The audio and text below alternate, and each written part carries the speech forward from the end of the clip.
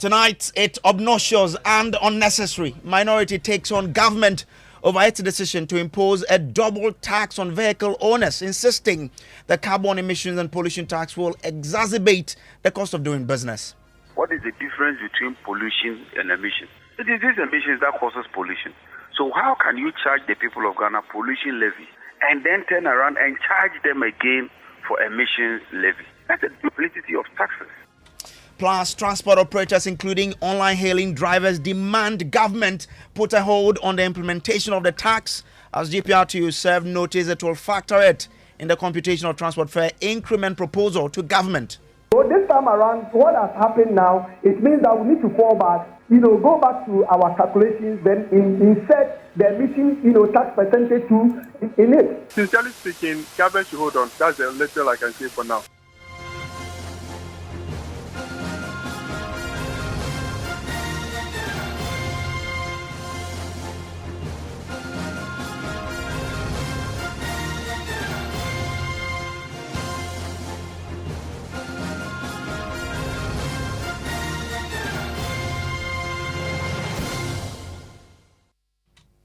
And top story, as always, is brought to you by Vodafone. Further together. Now, the minority is lashing out at government over its decision to impose a double tax on vehicle owners, describing the move as obnoxious and unnecessary. Government's carbon emission tax took effect today, requiring an annual payment of at least 75 cedis for carbon dioxide equivalent emissions on internal combustion engine vehicles.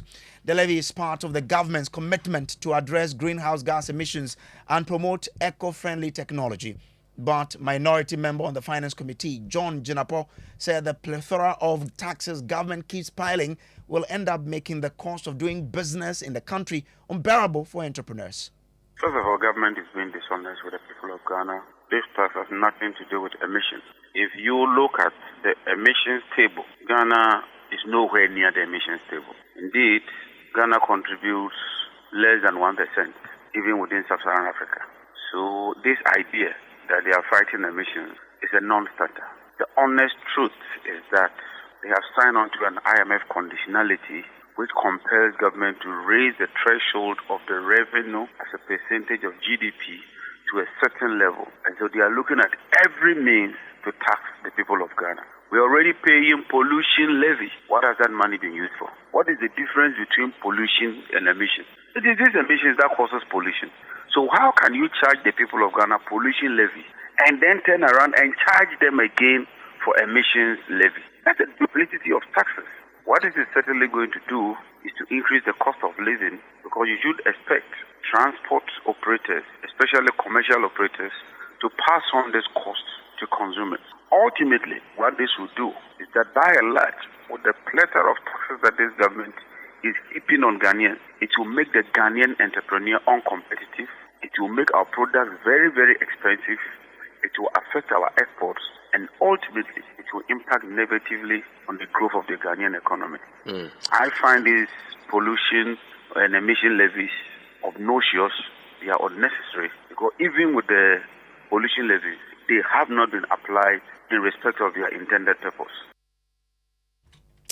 Now, transport operators are already asking government to put the implementation of the tax on hold to allow for stakeholder engagement on it. Deputy PRO of the Ghana Private Road Transport Union, GPRTU, Samuel Amua, said they will factor the taxes in the computation of transport fare increment proposal to government. So if the taxes we are paying is not enough to take care of those things, why can't you call with the stakeholders or the public to educate them, to tell them that, hey, this taxes you are paying is not enough to take care of these things? Did you get a response to your petition? Did you get a response to the petition you sent to the Ministry of Finance and GRA? No, not yet. We've not gotten any response. That is why we came out with a 20%, a proposed percent increment of our transport fare, and then the ministry called us to put a hold on it till we had a roundtable discussion before we come out. And that roundtable discussion has yet to start. That roundtable discussion has yet to come on. Yes, it's yet to come. So I remember the last time we met, the minister asked us to go back and draw or do our calculation. as to how come we came about that 20% transport fare increment. Even what we did earlier on, the emission tax wasn't passed. So this time around, what has happened now, it means that we need to fall back, go back to our calculations, then insert the emission, tax percentage in it. Then we can also present to the Transport Ministry about our proposed, transport fare increment. So this has become a topical issue because today, the implementation of this tax started, and Ghanaians have been reacting to that. We understand that ride-hailing drivers are in a meeting to decide on their next line of action because they have been calling on government, just as their counterpart GPRT has been doing, for government to rescind this decision. Now that it has started, what is the next line of action that these drivers intend on taking? We'll be hearing from them. Also, surely, we'll be hearing from the Transport Minister, Kweku Ofori-Asiama, on this particular development, as well as the Finance Committee member of the ranking. She is a member of that committee, John Jinapo, to understand, what government needs to do. Now, the former director of Air Quality, EPA, and environmental consultant Emmanuel Apo has also been speaking on this particular matter. We'll be bringing you all of these angles to this story, this developing story, as well as what you do also make of this development, because as this tax was announced, the implementation started today. You as a Ghanaian, you as a car owner, what do you make of this development? Will be coming to you shortly. This is still Top Story, brought to you by Vodafone. We say further together.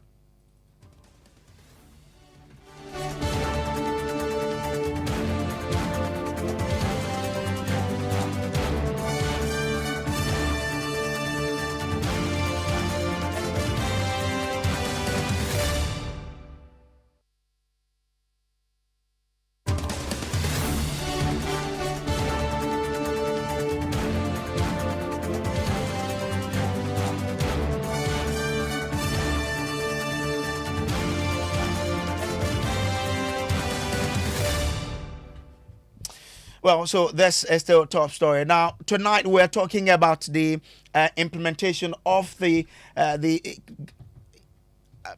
emission levy that has become topical in Ghana because a lot more people do not agree with government's decision to impose such a levy.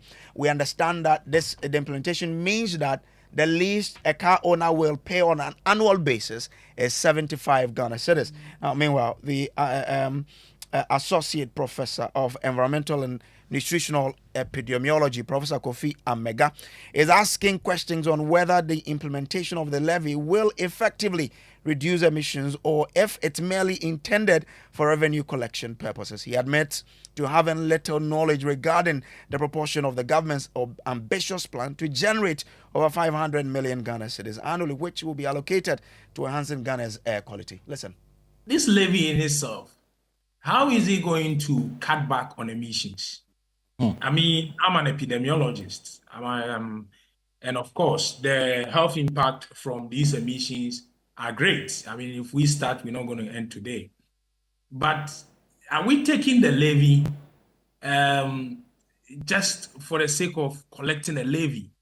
Or is it a punitive measure such that vehicle owners will soon realize that, hey, listen, I'm paying 300 Ghana cedis a year because my vehicle is smoking, so I need to switch to electric vehicle. I need to go and buy a brand new car with very good emission ratings. Are we taking this money such that at the end of the year, I overheard you say government seeks to raise over 500 million Ghana cedis annually? That is huge. That is huge. How much, what percentage of this money is going to go into improve air quality in the landscape of Ghana? Well, I don't know.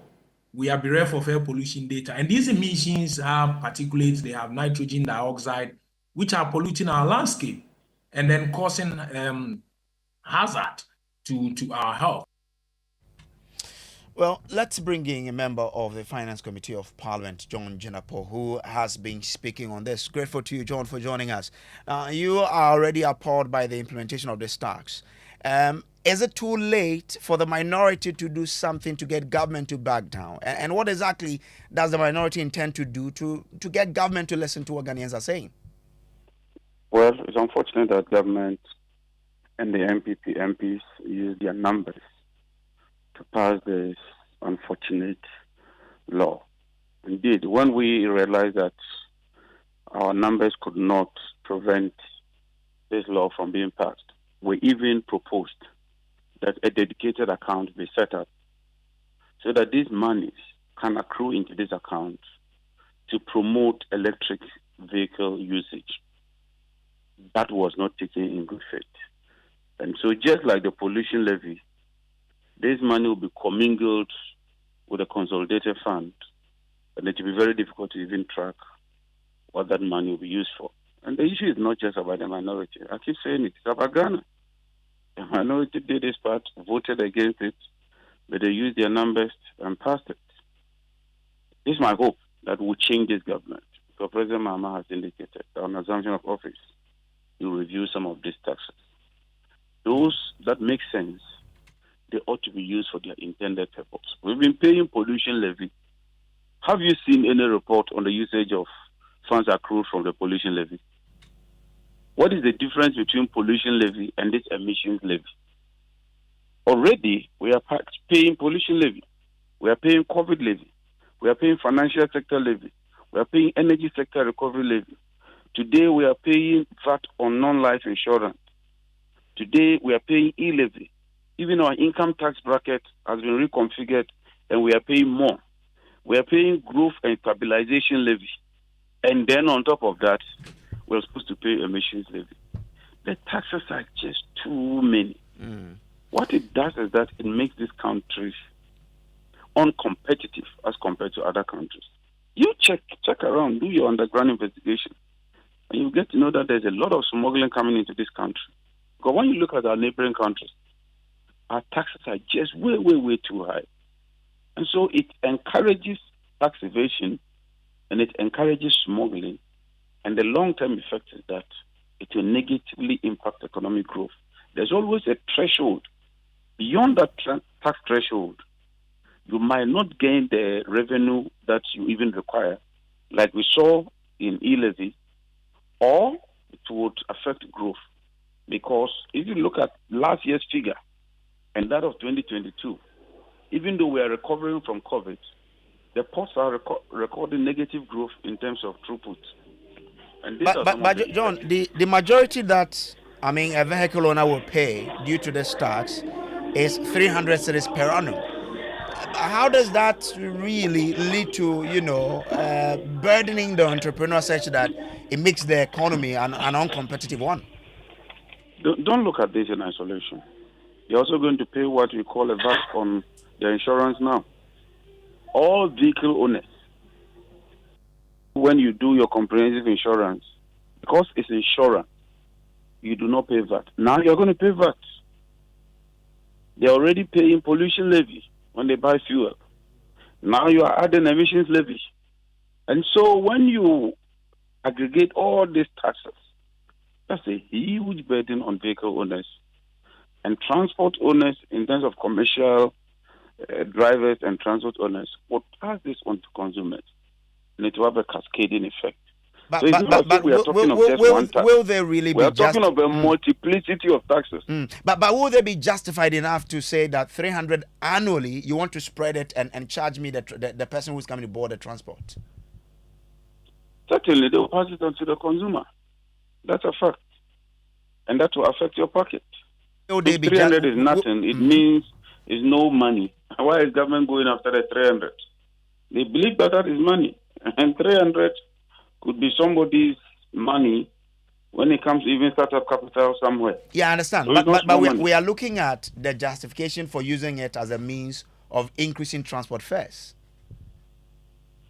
Well, they would factor it in. And I'm saying it's not just this. There's also the VAT on insurance. In fact, even if government had dedicated this money to a particular fund and say, let's get some vantage point where we'll put some charging systems for electric vehicles. Because today, even if you bring an electric vehicle, how are you going to charge it? So that at vantage points, maybe where you have lorry parks, we can construct these charging centers so that vehicles can go there and charge. It makes sense. People are not really so much against taxation. But when the taxes collected are not used for their intended purpose, it creates a big problem. And the truth is that government is trying to fulfill an IMF conditionality. It's as simple as that. Okay. This is not anything about emissions. Okay. Check Ghana's emission globally. It's negligible. So if you want to promote electric vehicles, let us dedicate this fund into a dedicated account, Okay. set up a body, and ensure that we promote the usage of electric vehicles. John, do stay with me. Let me bring in the national chairman of the Ghana Online Drivers Association. We understand that they are also threatening to increase their fares due to the implementation of this particular tax. Francis Kweku Tenge is the national chairman. Grateful for joining us here. Now, we understand that you were in a meeting. Is the conclusion that you're going to increase your fares what the body agreed today? Okay, good evening to you and to your cherished listeners. And I also want to greet the panelist, the man who is speaking. I really like his submissions. And I don't know his name. I came in late. All that he has said is really, really on point. So I want to, first of all, start by greeting him to the point that he has raised to the development of Ghana. Yeah, thank you once again. We were in a brief meeting as to what to do going forward this year. Already as union, we are in the ride-hailing sector, the e-commerce, the digital platform sector. So we also contribute to national development. As a matter of fact, we are now going to take over from the traditional transportation. We are into the future because we are in a digital age as we speak. Okay. And so my colleague, brother, did mention of electric vehicles. I was in a meeting last year where the government's position of making Ghana Ghana's transformation from petrol, diesel to electric vehicles is going to take about 20 to 30 years' time. Once already when you go to Europe and America and some parts of the world, they're already in it. So what is the way forward? The way forward is that, as he suggested, there should be a fund that should be allocated to positioning some stations, charging system across board, which will help. As a union, we are in the ride-hailing sector. We are quite many. We will be able to help the government achieve its goal by subsidizing most of the electric vehicles for us to use and to help the country. And so today's meeting, we already the government also imposed a VAT tax on us, which we are still in the meeting. It's not decided yet. And then there's also this one coming up. So we are looking at all of that, seeing what TUC will come out with, and then also what GPRT will also do. Last time but have you? And they will also take the decision from there. But is it true that you've taken a decision to increase your fares due to the implementation of this tax? Actually, we don't determine the pricing. Our sector, that's why we've been calling the government to come on board and then to regulate the system. And so the way we operate is that our pricing are being determined by the companies, the ride-hailing companies, Uber, Bolt, and Yango. They determine it.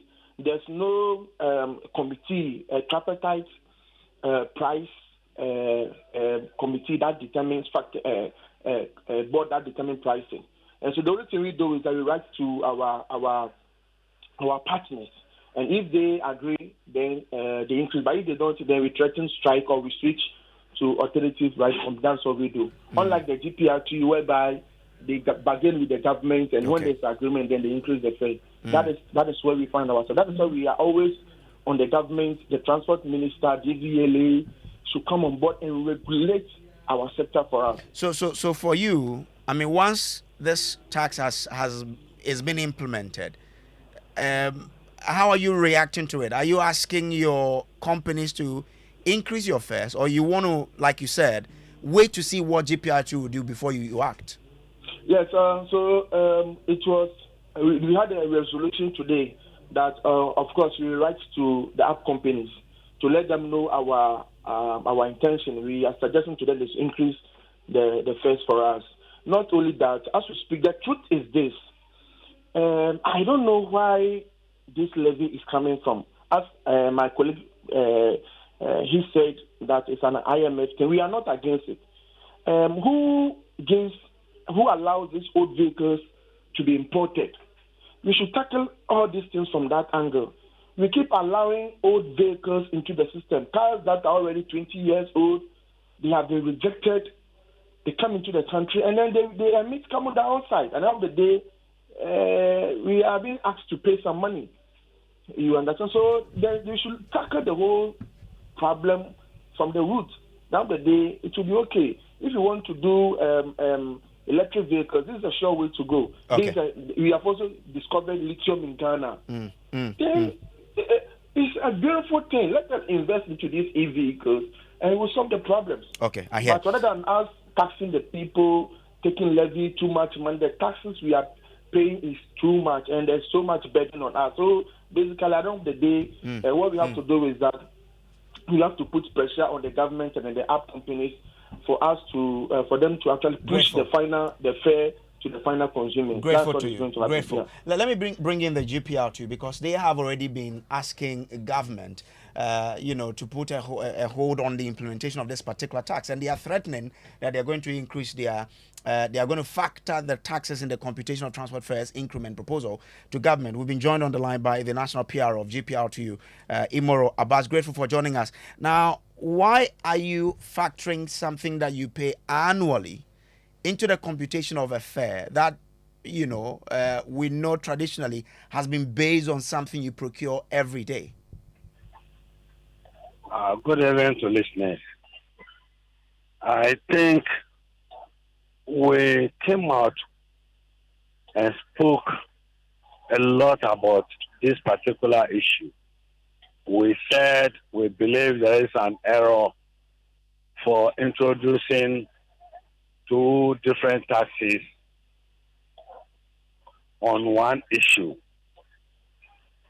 There wasn't any response to that. We petitioned Parliament thinking there will be any response. As we speak now, there hasn't been any response. We had privilege to have a meeting with the finance minister and the transport minister as well. We presented this particular issue before them. The finance minister promised he will see what he can do about it, because we explained to him and repeat also that we see no reason why we should be paying two different taxes on one issue.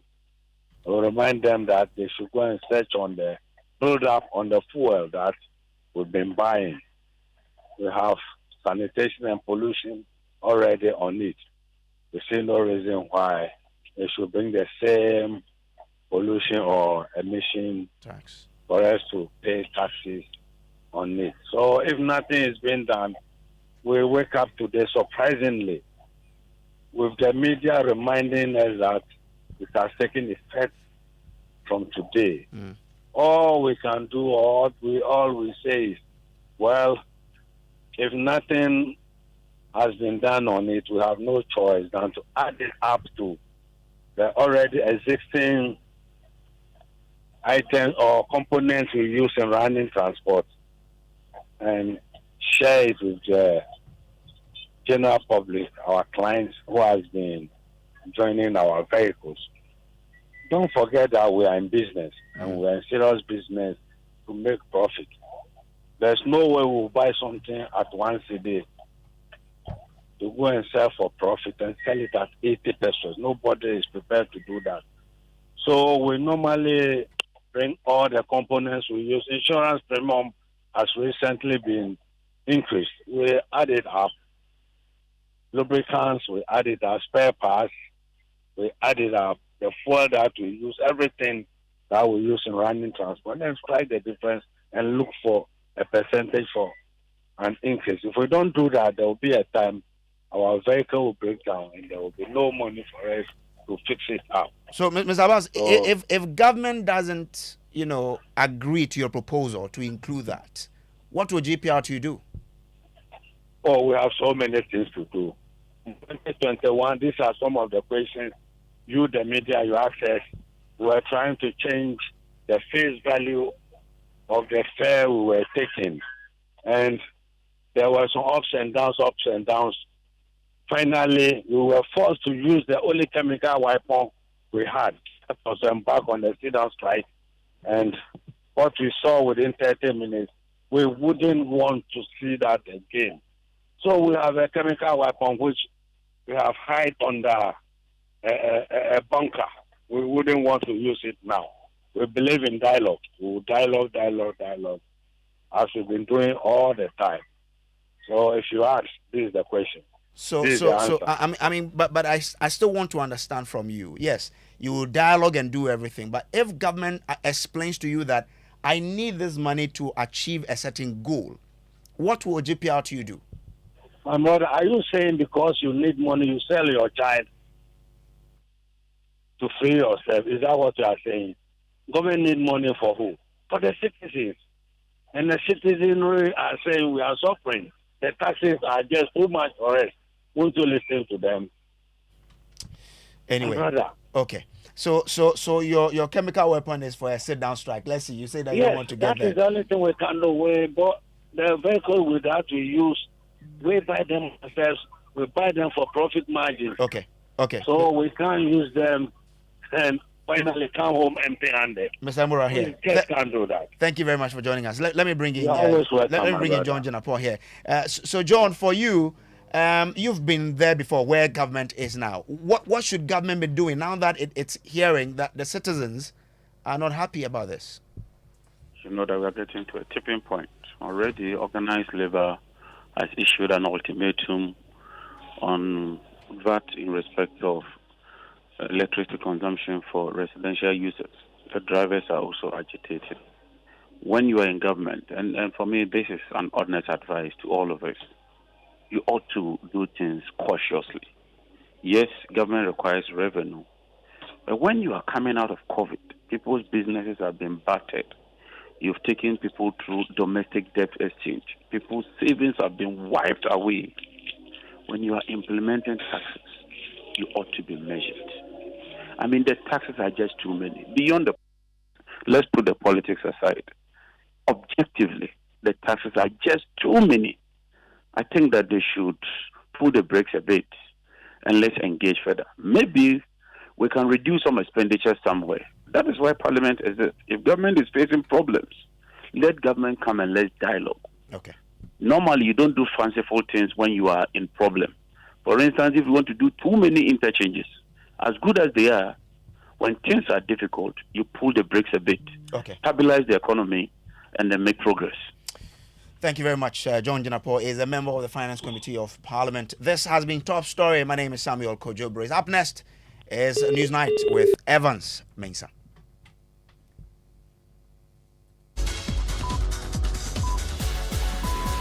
Breaking news. Vodafone Ghana is becoming Telecel. Stay tuned.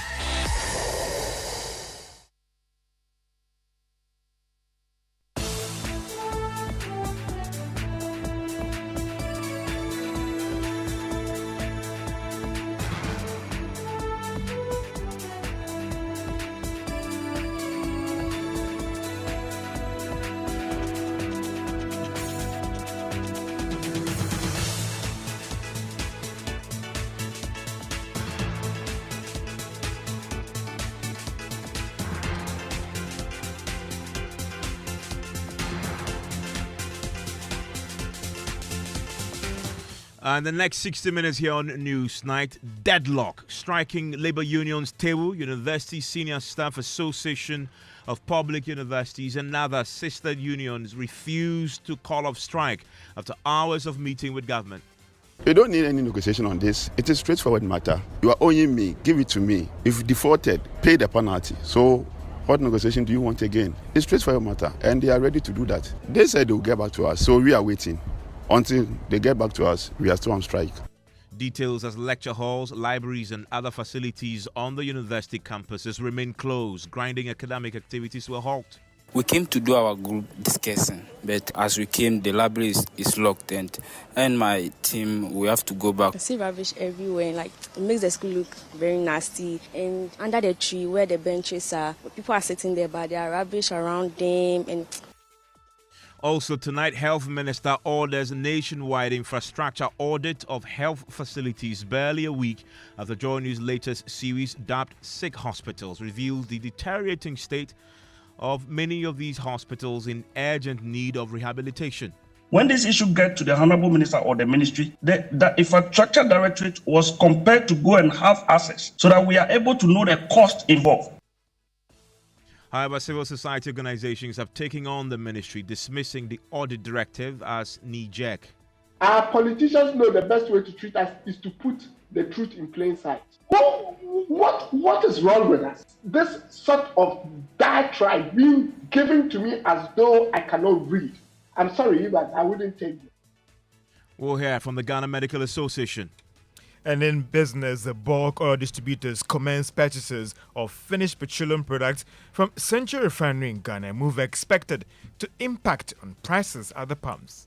And it's supposed to tell you about the Angolan players who are poised to defeat the Super Eagles of Nigeria in the quarterfinals after receiving cash and iPhones.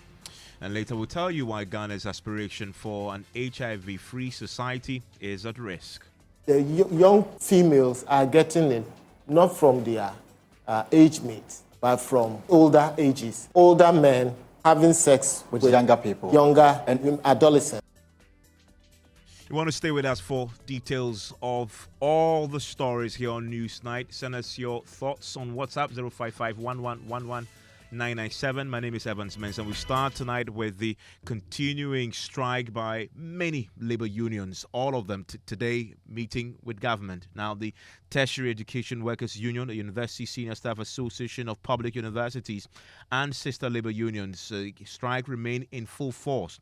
After meeting with government ended today, but it was inconclusive.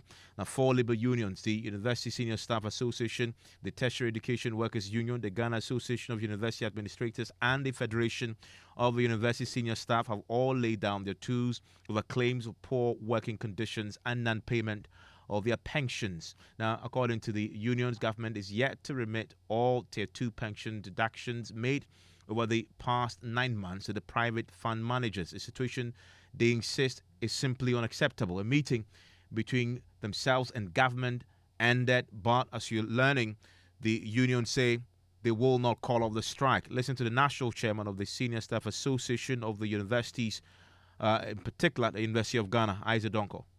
12 day, difficult and stressful day for us.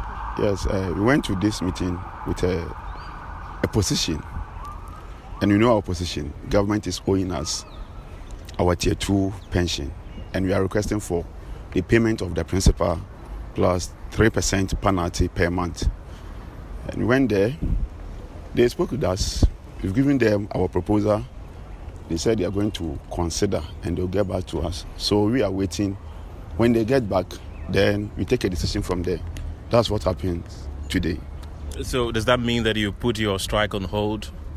No, our strike is still on. We are not going to call it off today. When they get back to us and it is positive, then we can consider calling it off. Until then, we are still on strike. And we've also told them that we have to meet as a National Executive Council in WA. So until we go to WA, we are still on strike. Until they are able to meet our demands that was tabled before them today, we are still on strike. Did they negotiate with you on anything? You don't need any negotiation on this. It is straightforward matter. You are owing me, give it to me.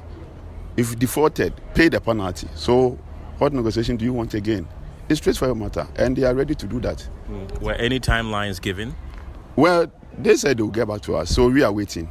Until they get back to us, we are still on strike. So if this takes a year, you'll be on strike for a year? I don't think you get there. So what are expectations? You think they'll come back within this February? Looking at their poster, it looks very positive. So I'm sure by next week, we may hear some good news from them. But considering the rippling effects your strike is having on education? As I said, we've made some proposals to them. It has been accepted in good faith. So we are going home and wait for them. Now the strike is beginning to bite. I want to take you to Kumasi now. My colleague Nana Bwache Yadom reports that lecture halls and the University Central Library have been locked, leaving students stranded on campus. Listen to some of them speaking to us. We came to do our group discussing, but as we came, the library is locked, and my team, we have to go back. Some of us have to go back to our hostel, some of us have to go back to our halls, and it's something not nice because we the student, we are affected the most, and we prayed on the government to call the strike because we the student, we affect the more because we don't know where we'll get the learning materials to proceed our learning. Thank you. You can see university library is locked. This is the main library of the university. It's locked. When you go to the maintenance and essential services, it's also locked. You understand? And then we have other places that the central classroom, not all the lecture rooms have been opened. You understand? So these are the areas and most of the offices have also been closed down. Even the central administration, the offices, you will not see anybody there. Finance office building, nobody is there. And so you are not ready to reopen all these departments up until your needs are met? Yes, we are on strike. That's all. That's the essence. In short, we are on strike. And if we are on strike, we don't come to work. So let's look at how. Well, my colleague Kenneth JC was at the University of Ghana is with me in the studio right now. What did you find? Evans, one thing that was very peculiar was the garbage on the campus. You see garbage all over, left uncollected by these striking unions. And the students also complain that their washrooms have been left unwashed for several days, and their classrooms or lecture halls remain closed, which is affecting their academic performance. So they have had some of their classes moved online. The facilities are not well maintained. An example is the JQB block, where one of our lecture halls. So last week morning, the whole place was full of water because those who were to take care of the place were not available to maybe clean the water for us to be able to walk to go to class. So this makes people like very late to class, and the rubbish outside is overflowing. Like you can see rubbish everywhere. You can see rubbish everywhere, and like it makes the school look very nasty. And under the tree where the benches are, people are sitting there, but there are rubbish around them, and it makes it very bad. You know, it doesn't make you have the zeal to learn or something. Also, we're supposed to have lectures this morning, but then because the place has been used as an examination room, we're unable to go for lectures there, and we had our classes held online this morning. Kenneth, you followed up to the meeting between the labor unions and the government. Right. Who else was there, and what has been the reaction since? Right. So we had the Federation of University Senior Staff Association of Ghana who were there. The Teachers and Educational Workers Union of TUC were also there. The Senior Staff Association of Ghana were also there. And in unison, they are all making the same demands.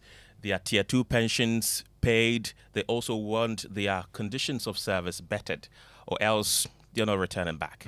And from what we're learning, this meeting was fruitless in a sense because it didn't achieve its objective of getting them back to work. Right. It was a meeting of proposals. They say government made several proposals to them that their concerns are going to be addressed. They said they've heard government, but they're not going back to work until their demands are met. Now, today, thank you very much, Kenneth. Today, this has become an issue that members of Parliament have been taking on. We can listen to the ranking member on the Employment Committee in Parliament, Dr. Kwamna Donko, has called on government to respect the labour law and pay the Tier 2 pension contributions to the public sector workers. He spoke to my colleague, MFR Powell.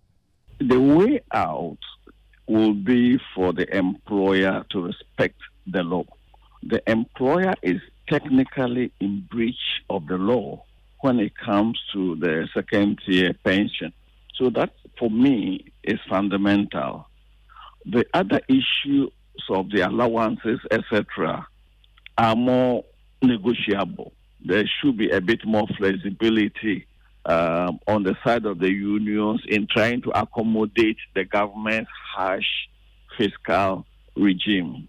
But we must also be conscious of the fact that historically, in every election year, the unions want to make sure that their entitlements are settled before a new government takes over. And if the unions envisage the possibility of a new government, they want to clean the slate. They want to resolve all outstanding labor issues before a new administration comes over. And this trend has been consistent throughout the Fourth Republic. So I will expect the managers of manpower, especially in the public sector, to also be proactive, recognizing that outstanding issues will be aggravated in an election year. But so far, are you happy with the position taken by the employer? Well, the employer has no option than to respect the law, and that is on the second tier. The employer has to pay up. Simple as that. Simple as that. The other issues, I will plead with the labor unions to be more accommodating with the government, recognizing the financial dire straits. Let's bring in Suleimana Abdurrahman. He's the national president of TEU, joins us right now. Thank you, sir, for your time here on Newsnight. Thank you so much for having me. We were at this meeting and we met TEU UG. We spoke to Benjamin Nkamsa, who is the vice chair of the Legon branch. Were you yourself invited as a national president? Tertiary Education Workers Union of Ghana were not invited at the said meeting. I believe those who were invited was the pre-tertiary, which we had disassociated ourselves from them, which is still TUC. And I can assure you that they are not representing the masses as far as the public universities are concerned. So that is why when they declared their strike, you were still having the public universities workers, still at post as far as our members are concerned.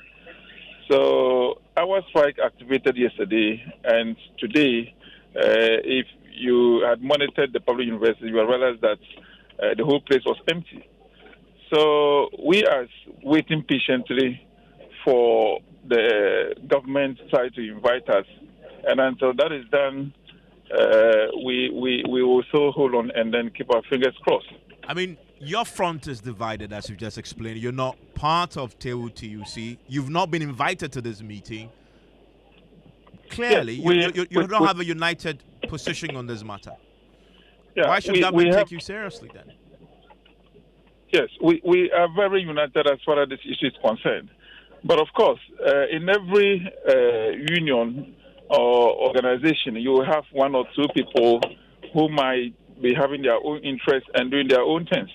But as far as we are concerned, we are very, very resolute, and the whole public universities, as far as the membership is concerned, is respecting the leadership. So, as I said,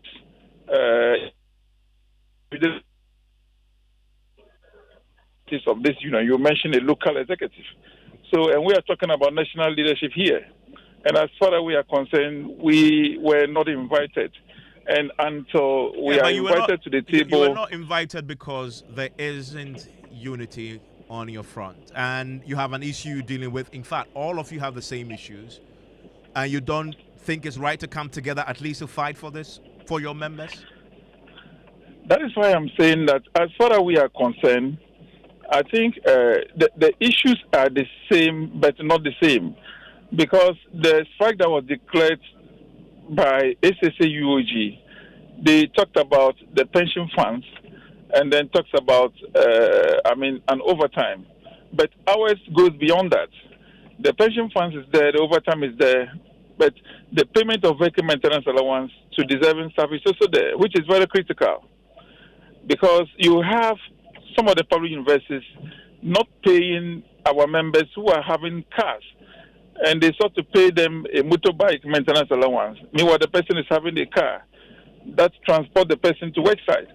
So we think that it is discriminatory, and we are asking government to make sure that they should not discriminate as far as allowances payment to this staff is concerned. So our issues differ a little from, ACC and then GAWA. I mean, you claim you represent the bigger body, and yet you were not invited. Surprised by that? That is why I have mentioned that we had declared our strike yesterday. So probably those that invited, they were already in the motion before we declared a strike. So that's a different issue altogether. And as I said, you had seen, the impact in the airways when the students were complaining that today, when they got to the campuses, the classrooms were locked. So, which means that we are rather on the ground, and government will have to respect, the leadership, and stop dealing with imposters. Because if someone claims to be representing the entire members, and the person is not actually representing them, it means they are dealing with people who are not actually the right individuals to be dealt with. But the Tewu UG, they also have a constituency. You cannot call them imposters.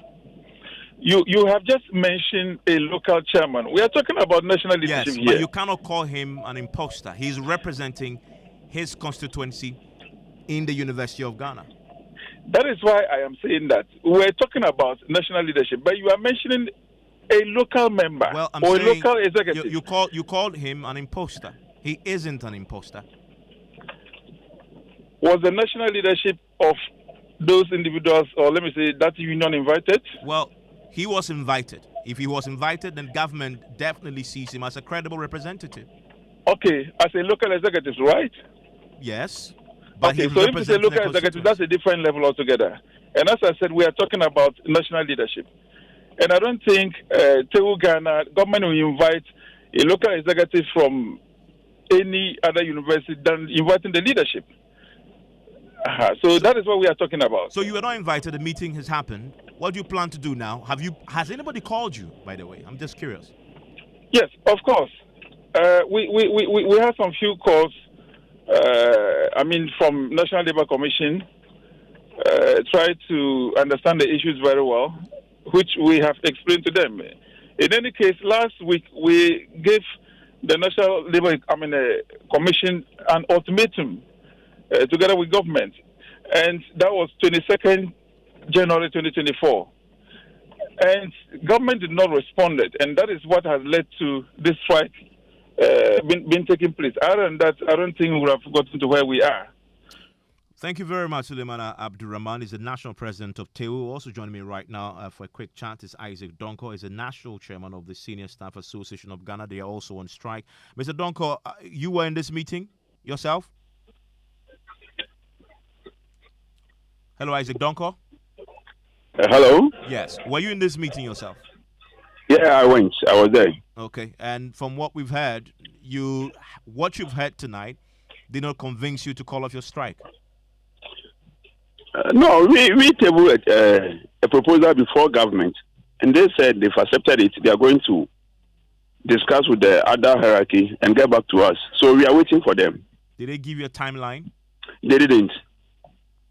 Did you ask for it? And did they explain why they can't tell you when? We did, and they said as soon as possible. That's the word they used. So you're going to remain on strike until they come to you with a Yeah, we are still on strike until they come.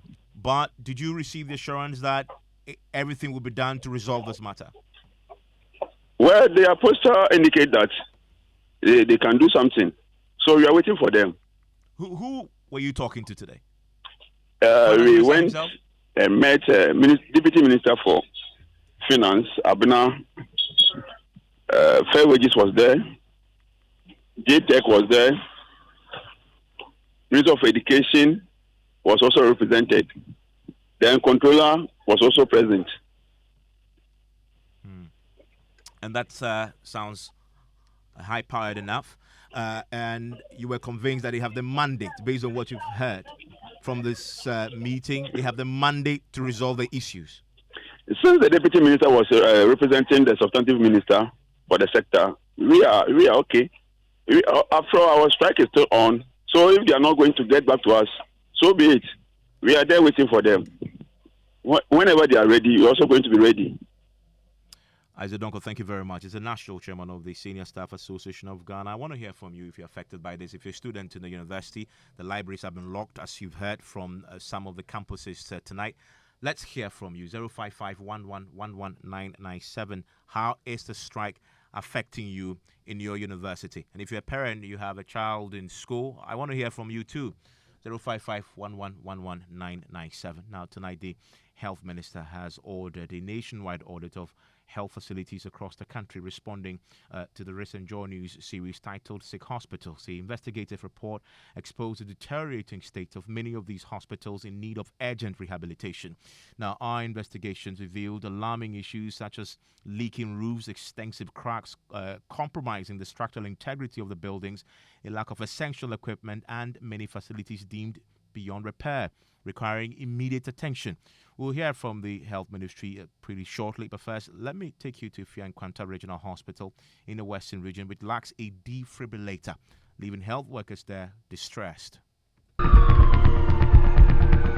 defibrillator is a life-saving equipment.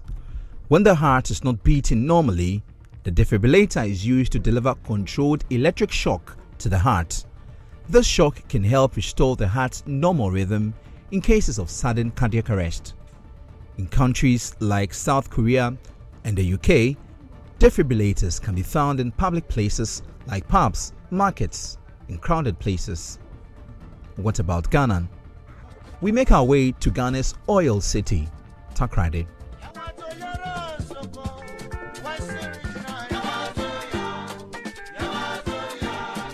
The Fiankwanta Regional Hospital receives referrals from across the region. It is fair to say that it serves over 3 million population. Can the hospital save your life if you go into cardiac arrest? Regina Kweku, the unit head of the Accident and Emergency Center, shares a recent story. We had this patient that was brought in with electrical shock. With that one, because of the external electrical current, it sends the rhythm to a different rhythm. So if we had this, we could have shocked the patient to set the rhythm to the normal. But because we didn't have, we continued with our CPR, and when we were all exhausted, we had to call it. For those who do not understand what the term "call it," it simply means they had pronounced the patient dead. How often do they call it? So it does happen very often. Very often. Well, tonight we're hearing from the Health Ministry in response to what you just heard there and many others across the country that we've highlighted in our Sick Hospitals series. The spokesperson for the ministry, Isaac Ofeba, tells us that the minister has now ordered a structural directorate to audit all health facilities and produce a report.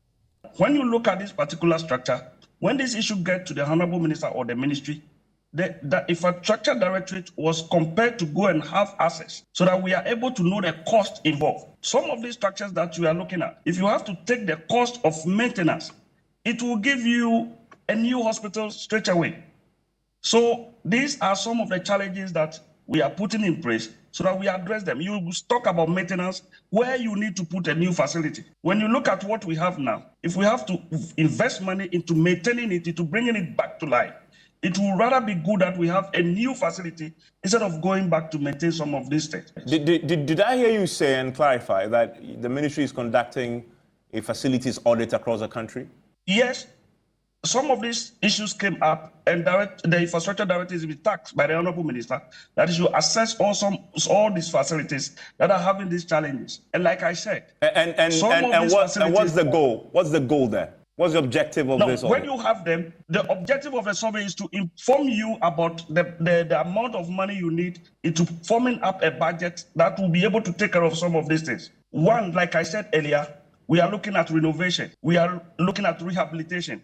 But some demand new hospitals instead of this rehabilitation.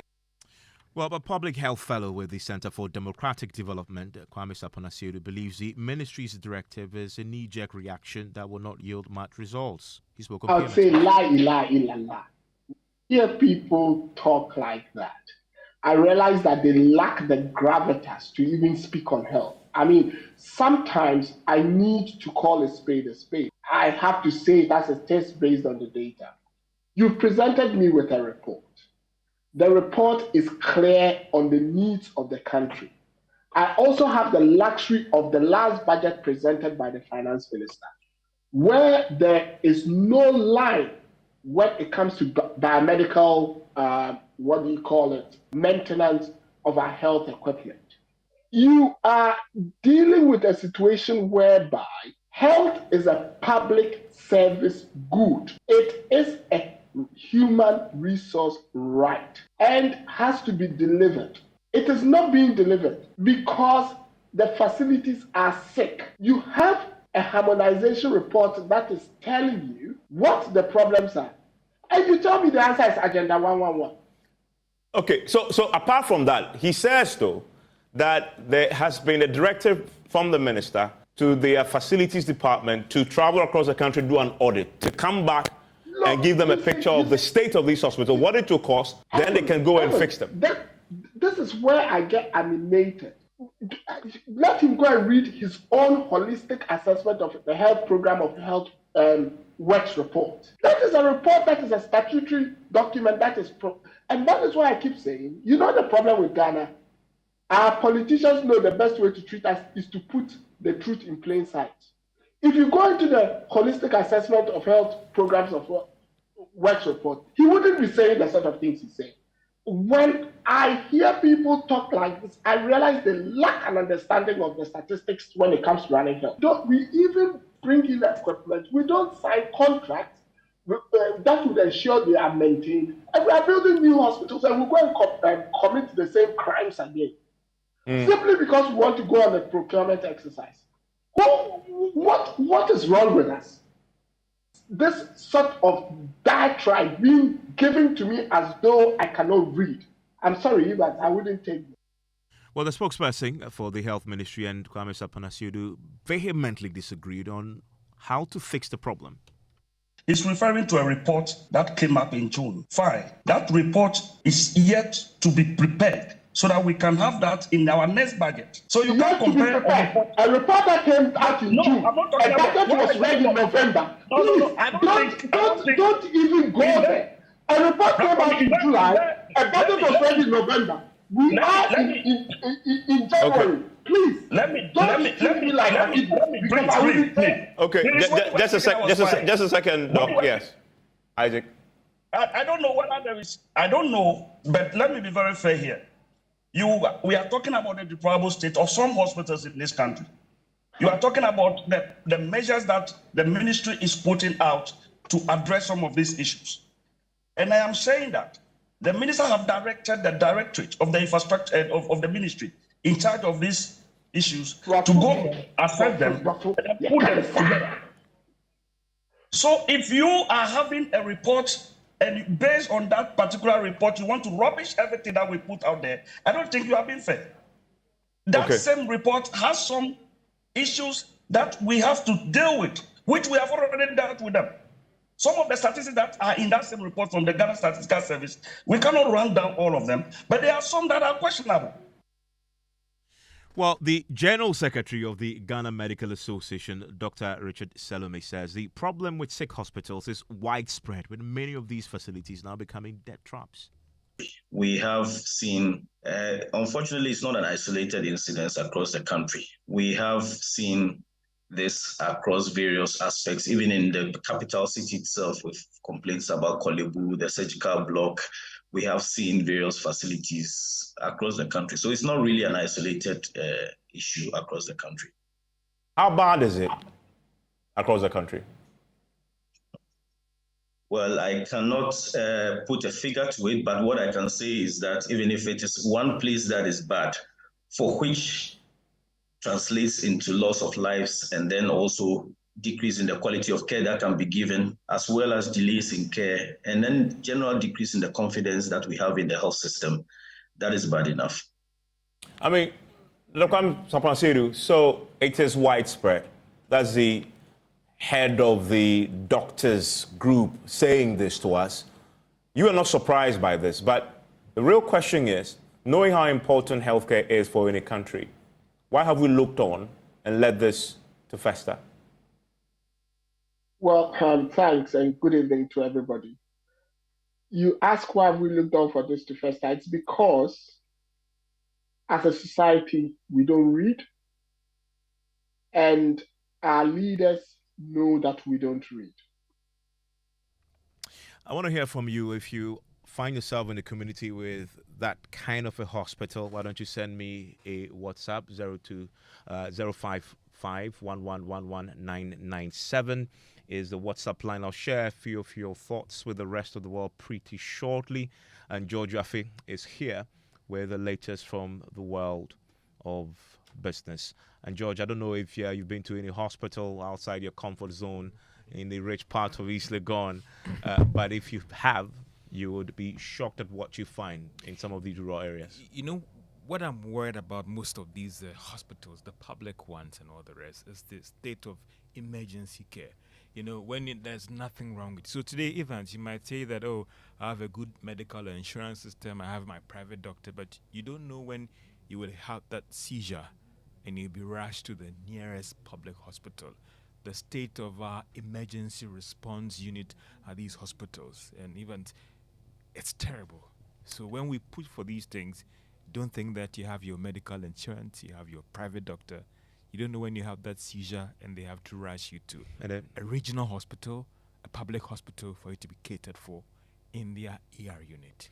And to make it worse, if you go to these facilities, you also have to pay out of pocket. As we're learning today from the National Health Insurance Scheme and the report that has also just been released, the Demographic and Health Survey report, subscribers are now paying out of pocket for services at the country's health facilities. We'll have details of this when you're done with business. Tell me what you have in the headlines. Well, Evans, coming up, bulk oil distributors commence purchase of finished petroleum products from Century Refinery here in Ghana, a move expected to influence fuel prices at the pumps.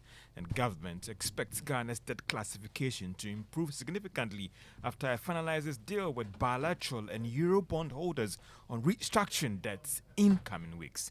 The business news on Newsnight is brought to you by MTN Business. Welcome to the new world of business. Kingdom Books and Stationery, Syntax Tanks and Pepsodent, Herbal and Charcoal. When you want to eat, just Momo it. Tired of the long queues in the supermarket? Pay with Momo. When you really want that beautiful new blouse, just Momo it. When you want to get a trim and get fresh to impress you know who, just Momo it. When you need to pay your utility bills and domestic staff, Shani Momo. When you want to send love to the family back home, send some Momo. Join the millions of MTN Momo users all over Ghana and live life the brighter way. So just Momo it. MTN. Son, we are so proud of you for setting up this hospital. I really love those hospital beds and waiting chairs. By the way, did you import them? No, Dad, I didn't. I actually got them from Kingdom Books and Stationery right here in Ghana. Wow. We also bought our office supplies, safes, executive desks and chairs from Kingdom, and they gave us expert advice on how to set up our office. Guys, that makes 3 of us. I also got our sofa and bedroom sets, plus our dining hall furniture for our new home from Kingdom. Wow, Mom, that makes 4 of us. I usually get my stationery items from Kingdom. And my teacher also mentioned that our classroom furniture was provided by Kingdom. So there you have it. Whenever you're thinking about setting up an office or acquiring furniture for your home, etc., Kingdom Books and Stationery should be your first point of call. With over 40 years experience in the industry, we stock and supply a wide variety of globally sourced office and home furniture, stationery and equipment. Visit our head office, Osu Akwaje, or our office near the Osu Stadium. We're also in Tema Community 1, opposite Olam SHF, Kumasi KNUST campus, UCC Cape Coast, and now at the Marina Mall, Airport City. Or call us 0302 764101, 764209, or 762792. Visit our website www.kingdomgh.com.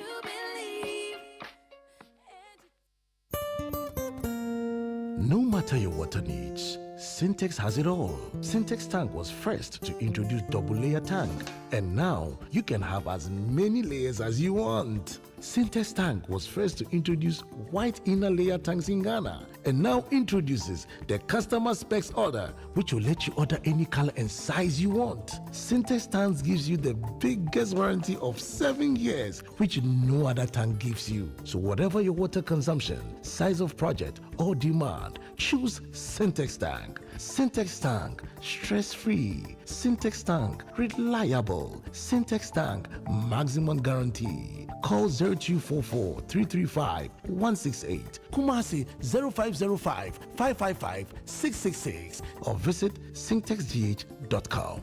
Syntex tank, a strong, a tough. It's a century of safeguarding dreams with Enterprise Insurance.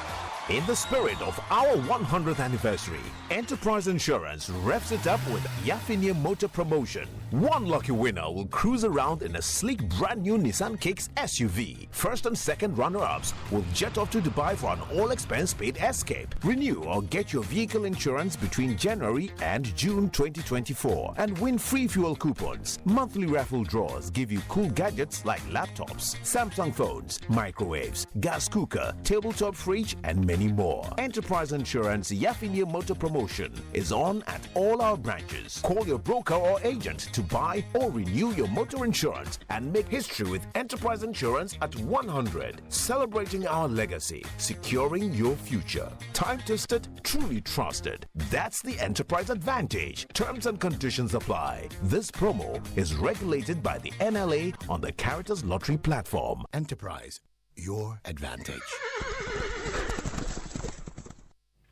You're welcome back to Business on Newsnight. Now, some bulk oil distribution firms have started purchasing finished petroleum products from Central Oil Refinery here in Ghana. These bulk distributors over the years have been importing fuel. However, the setting up of Central Oil Refinery could be bringing this to an end soon. Chief Executive of the bulk oil distribution companies, Dr. Patrick Ofori, who disclosed this to Joy Business, says this development could impact positively on the industry. If for nothing at all, already most of our members are buying in cedis from them, which somehow reduces their risk with regards to the forest issue that have bedeviled the sector for some time. So that gives us some form of comfort with regards to that. The issue of demurrages that normally has also been a thorn in the flesh of the importers, I think this is also something that is coming down. There are other benefits that we seek to gain with regards to insurance, then other that normally goes into the supplier's premium. These are costs that you can easily get rid of when you are dealing with that. And even if it's being passed on with regards to the crude, because there are multiple products coming from the crude, it is spread thin that any particular buyer will not necessarily feel the impact of that. With regard to storage and then other local handling of the product locally too, we stand to have somehow a minimal cost. Chief Executive of the Chamber of Bulk Oil Distribution Firms, Dr. Patrick Ofori, talking about some of their members buying finished petroleum products from Central Oil Refinery here in Ghana. Now, transport operators have justified the expected or more than 20% proposal increase in fares in the coming days. It follows government decision to set February 1, 2024 as the implementation date for the emission levy on some vehicles. Now, this will charge between 75 Ghana cedis to 300 cedis on motor vehicles emissions. Abbas Simboro is General Secretary of the Ghana Private Transport Union, and he says they will be meeting the Transport Minister in the coming days. Because we knew very well that what is requesting within landers are basically the 20% that we are asking for. Here we are very fortunate this eco levy has also come to existence, because when we came up with the 20%, we did make mention that this excludes the eco tax and the new VAT. So if the eco tax has come into existence, yes, of course, we'll add it up because we are into business. Nobody will buy something one city. No businessman or woman will buy something once and sell it at 80 pesos. We'll add it up and share that burden with the citizen. Meanwhile, tax consultant Francis Timoboy says the tax is not targeting to reduce emissions, but rather to help shore up government's revenue shortfall. It is more of a revenue measure than the environmental objective. Why am I saying that? Environmental tax or carbon tax is supposed to discourage or have a direct effect on behavior. So if you say that you want people to shy away from fossil fuel, that's petrol, diesel cars, then they should shift to an alternative. The question is, the alternative that we are being offered here is electric vehicles. Is it within our reach? The answer is complete no. I mean, the minimum electric vehicle you can have is around $26,000, even in the advanced countries. You ask yourself how many people in Ghana can even afford that car. Secondly, if you want me to shift behavior, the amount that I'm paying should be so much enough such that I have to take that decision. Otherwise, I'm losing. We don't even have the infrastructure in Ghana to even maintain the cars. So clearly it's a way of raising revenue because globally everybody is talking about climate change, and therefore government thinks that one of the ways that we can, not avoid tax is through the transport sector, and that's why this tax is coming. Francis Timoboy is a tax analyst. Now, government has indicated that it's expecting Ghana's debt classification to improve significantly after it closes deal with bilateral creditors and Eurobond holders. This is what Joy Business has picked up from some persons working on Ghana's debt negotiations. There is more in this report. The assurance is coming at a time that the IMF and its staff report indicated that Ghana is still in debt distress, with the country's debt classified as unsustainable. But for many, that development was surprising, especially at the time government is said to have completed the domestic debt exchange program. But government sources have told Joy Business that looking at the amount of the debt that the domestic debt exchange program has been able to restructure, that is not enough to impact significantly on Ghana's total debt stock. However, government believes if it starts restructuring the bilateral debt as well as the Euro bond and commercial debt, that will change the IMF's assessment when it comes to Ghana's situation. Government is also downplaying concerns that Ghana could be forced to embark on another debt exchange program to ensure it brings the country's debt to a sustainable position by 2026. And that is a business desk report. Now, port activities in terms of container traffic is still struggling to pick up strongly. Now, this is despite the recent developments in the economy that has seen some sectors pick up strongly. Now, the Bank of Ghana data shows that end in November 2023, it hit 58,000 similar volumes recorded in the same period in 2022. However, the graph showed that things are picking up slightly. Analysts say this could indicate that things might be improving in the coming days. And Evans, issues about tax increases, the economy, and even the IMF program will not be ending anytime soon, because some have argued that all the taxes that we've seen recent times had to do with some conditions in the fund program. And Evans on PM Express Business Edition, which is subjecting this to some analysis from an economist, that is Professor Ebo Texan, who's at the Cons Department at the University of Ghana, Legon. That is Magbedu Abuaji. He's also the Chief Executive of the Ghana National Chamber of Commerce and Industry and the tax partner at PwC Ghana, that is Abeku Jan Kwansa. As you look at Ghana's IMF program, the recent tax increases, and the economy and the outlook, Evans, it is at 9 p.m. on Joy News and all our social media channels tonight on PM Express Business Edition. Thank you very much, George. Your messages shortly. But before that, it is emerging tonight that subscribers of Ghana's National Health Insurance Scheme are still paying out of pocket for services they receive at the country's health facilities. The NHIS was established more than 20 years ago by law to provide equitable access and financial coverage for basic healthcare services to Ghanaian citizens. But the latest demographic and health survey by the Ghana Statistical Service shows that even though the NHIS remains the most patronized health insurance, subscribers are always forced to pay out of pocket for various services at the health facilities. My colleague, head of the health desk and Joy News editor Fred Smith, joins us right now on the line with more on this. Fred, what are the specifics?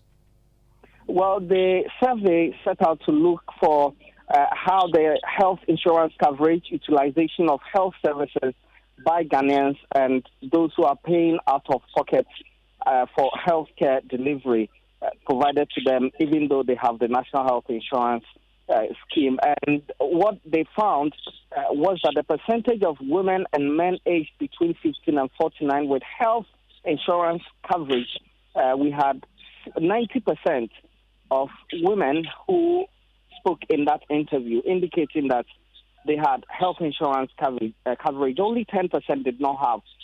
73% of men had, and 27% of them did not have. But if you look at those who are on the National Health Insurance itself, for both male and females, they had 99% of those on the National Health Insurance scheme, less than 1% for mutual health insurance or privately purchased health insurance. It indicates to you that there's widespread coverage for health insurance. In fact, between 2008 and 2022, we've seen a growth from 40% of coverage for women to 90% of coverage for women, and that's the highest ever as we are seeing. But the survey also went on to look for those who are paying out of pocket, and they found that as many as 60.3% of women between the ages of 15 and 49 who were paying for health services, especially drugs, at the various health facilities, was the number, and they had only 22.7% who said they were not paying for that. We had 12.5% of males who were paying for drugs, 4.6% were not paying. It's similar for the other areas such as consultation, diagnosis, admission, surgical, and other healthcare services. And the survey concludes with the following takeaways, and they said that the NHIS is the preferred health insurance cover for men and women aged 15 to 49.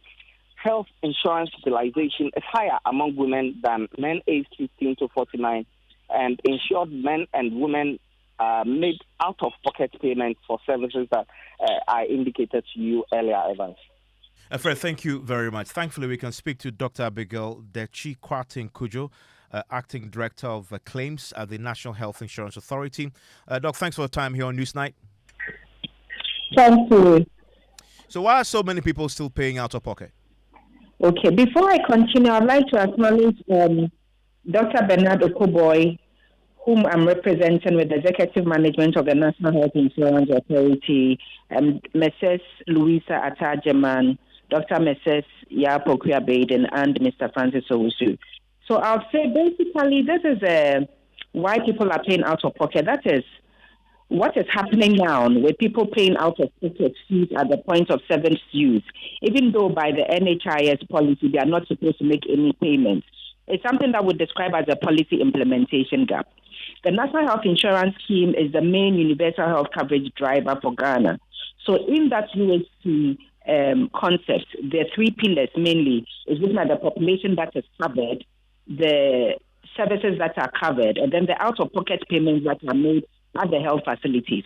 So by policy, the 95% of ailments that are covered by the National Health Insurance do not have any co-payment arrangement. So there should be no out-of-pocket payment at the point of service use, that is at the health facilities. But this is happening.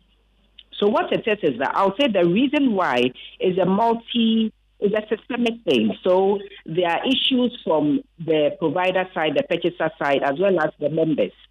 So National Health Insurance and the has NHIS been side, like, and the NHIS side, you mentioned the list of agencies that may be responsible for this. Yes, I'm saying this because if you speak to the providers, there are a lot of a myriad of reasons they'll come up with, sort of like, if I may say, to give a dog a bad name and hang it, and try and blame all of this at the door of National Health Insurance Authority. But what we have done is that reflexively, the National Health Insurance Authority has looked into our operations, and we've tried to ask ourselves, what is it that we are contributing to this problem? And we have one of the issues on our side was late reimbursement. But as we speak now, all the health providers can testify that every month there's some payments going on.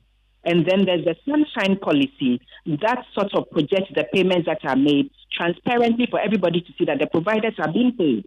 So now the providers are being paid. These out-of-pocket payments are still going on to the extent that people feel that the nurses or the health workers are collecting the money because National Health Insurance scheme does not cover certain services. So let's talk about what you plan to do about this now. You admit it is still happening out of pocket, although it shouldn't. And you say it's happening despite the fact that you're still paying the claims and paying it on time. So what are you going to do about it?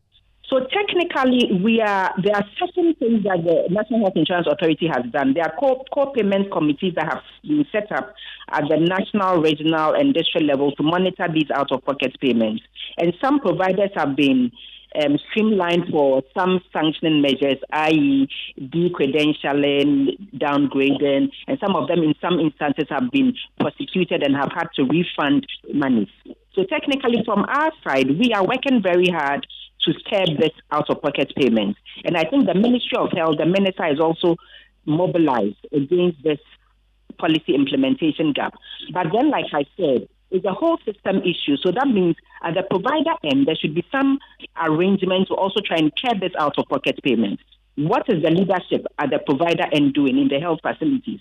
What are they doing with the reimbursements that are given them? Are they being morally reflective in their leadership and deciding what they have to do or not do with the funds that are being allocated to them? Because their inactions or actions can perpetuate this action or this policy implementation gap at the provider side. So, for instance, if I may give an example. Unfortunately, because of time, we'll have to end it here. And I know this is a subject that many people identify with and have experiences of. And so, Dr. Abigail Dechi Kwatin Kojo, we will definitely have to talk again. And as we begin to delve a bit deeper into the challenges that still beset the NHIS. As she says, it's a policy implementation gap that they're trying to deal with. People are going to be prosecuted, he says, institutions too. Thank you for your time. He's the acting director of claims at the NHIA. Let's do sports now. Hello, Musbao. Hello, Evans. Well, the quarterfinals of the African Cup of Nations starts tomorrow, and it's Angola and Nigeria will be starting it all off, and later in the evening we'll have Guinea and the Democratic Republic of Congo also locking horns there. But what's interesting is that ahead of that game, ahead of the quarterfinal clash against the Super Eagles of Nigeria, Angola players and officials have been rewarded with cash and material gifts as motivation to win the match. Now, the Angolans, who trashed Namibia 3-0 in the round of 16 on Saturday to set up a quarterfinal encounter with Nigeria, were also promised cash gifts if they advanced to the semi-final of the tournament. Now, according to a report by Angola Press Agency, Banca Angolano de Investimento, a bank in Angola, announced that it will reward each Angola player and members of the coaching staff with a sum of 5 million kwanzas. That's to the tune of some $250,000 if they're able to defeat Nigeria. Now, following their victory against Namibia in the round of 16, it's reported that each player received a sum of $6,000 and iPhone 15 was given to each player, and we understand with some internet bundle, and all of this has served as motivation for the Angolans who are poised to defeat the Super Eagles tomorrow. However, for the Super Eagles head coach Jose Peseiro, he believes that despite the game being a 50-50 encounter, his team is ready to advance to the semifinals. Finish in the first position. I know them, I know the players, I know the coach. I know the atmosphere. They live now, but okay, it's a good opponent, but our team is very good in this moment. You need to think for beat Angola, you must play better than 2 days before. So that's, both Angola and Nigeria will go into the quarterfinal match with an unbeaten record in the tournament. The only time they met was in 2004 in the World Cup. They have never met in this competition before. Well, just before I go, the final draw for the 13th edition of the Africa Games, the football competition, has been held. And for the men's game, Ghana has been put in Group A alongside the Gambia, Benin, and Congo. And in Group B is Nigeria, South Sudan, Senegal, Uganda, and Tunisia. And for the women's side, the Black Queens, they are also in Group A alongside Tanzania, Uganda, and Ethiopia. And in Group B is Nigeria, Senegal, Cameroon, and Morocco. And of course, the Africa Games is starting in some 36 days from now. That's it, Evans. Thank you very much, Ms. Bao. A few of your messages now on our WhatsApp console. This one from Musa Abacha says, Evans, why is government dragging its feet in addressing the labor issues? Government admitted owing the union and reluctant in paying them, but they have huge amount of money, 8.5 million for the Black Stars. This one from Nana Kwama Boateng and Blakuma Centra says, why is the finance minister imposing these needless taxes, particularly in an election year? It's a question that Nana Kwama Boateng has asked. Also, Nana on the Spinkters Road says, Evans, would citizens of Ghana have enough electricity to run their homes and cars? For my own many years in England, and my travels around Europe, never experienced doing so. Therefore, they can boast of electric cars, but certainly not in Ghana. Walanyo in Akwetia says, emission tax has been introduced, and what is the purpose of this tax when we have 10 months to the general elections? And Patrick says, I am sad. One student said we have rubbish all over. Now, these are the people we are training to take over the control of Ghana. The SRCs cannot organize their students to clean the environment they themselves live in.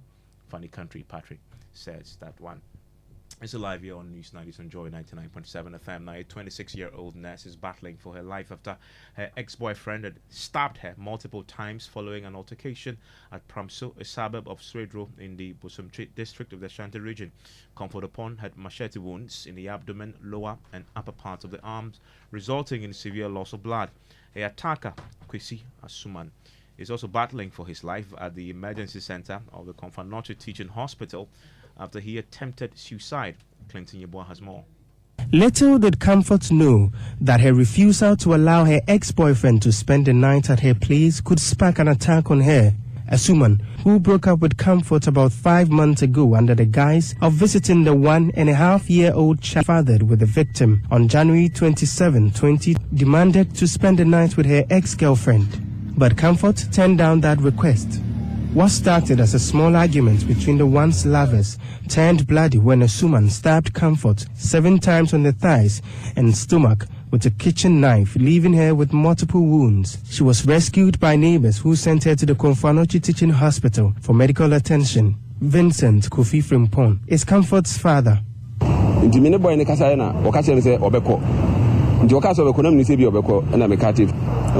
But he insisted on staying. When I spoke to the man on phone, he said he couldn't leave. My daughter said she followed her everywhere she went. Whilst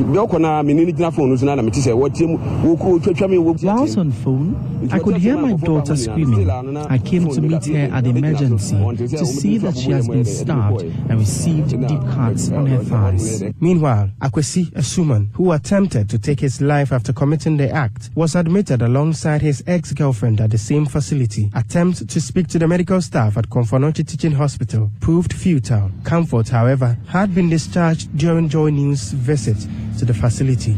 Reporting for Joy News, Clinton Yeboah. Ghana's quest to have an HIV-free society is in danger, as the latest statistics from the Ghana AIDS Commission reveal over 45,000 young people between the ages of 15 and 24 are HIV positive, with females accounting for 80% of the infection. Listen to the Director General of the Ghana AIDS Commission, Dr. Steve Chiahenicheme.